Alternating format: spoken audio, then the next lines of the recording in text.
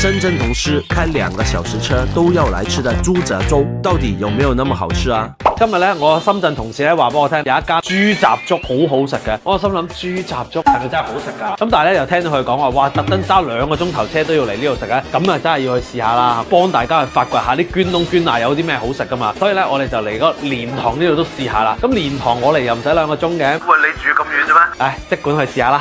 每日基本上咧，我哋7點零鐘就會送過嚟，新鮮為主。依家咧就點完餸啦，我哋入去乖乖地坐低等食先。我哋呢度豬雜粥咧，等粥鬥咗之後咧，等我哋啲肉鬥咗之後，我哋再開火煮粥嘅。哦，即刻喺我哋面前咁煮嘅。係。就係你哋叫我嚟呢一度啊！你話要搭好耐車嚟食㗎，而家試下有冇味先。聞落咧就幾正啦，真係幾香口嘅，確實係幾好味嘅。喂，你哋真係冇介紹錯啊，好嘢嚟啊！呢個豬雜雞煲咧，佢哋話佢哋係首創，哇，出晒煙咁啊！正味啦，啱我，就唔算非常之重口味，但係個味我覺得係啱啱好，直到停唔到口嗰啲嚟嘅。用一啲豬雜啊咁嚟整咧，呢一個味道咧係同我哋香港食咧係唔同。唔怪得知你話揸個幾鐘頭都要嚟食啦。一隻即點即燒嘅照燒雞，現場手撕雞添喎。哇！你睇下啲汁流緊出嚟咁樣，真係好正。呢個就不得了，真係燒到咧個皮脆肉嫩，真係冇得。鐵板生腸，阿老闆話咧喺呢一度沙頭角嘅人咧飲住啤酒食7碟嘅，我就試下佢係咪真係咁好食先。雜聲咁樣，真係超爽嘅喎！送住酒嚟食咧，呢個真係一流啊！呢個係米麵，我以為係米粉，但係咧老闆就話呢一個係米麵，叫我一定要試下。哦，就幾煙煙韌韌咯喎，幾正喎！整個帶子先，睇到咧就啱啱熟。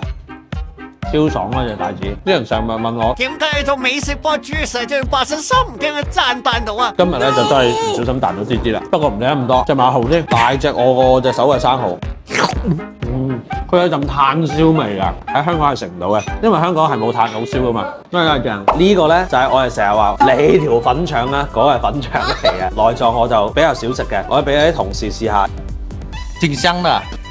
這個腸它沒有了原本的味道，都是燒烤的香味。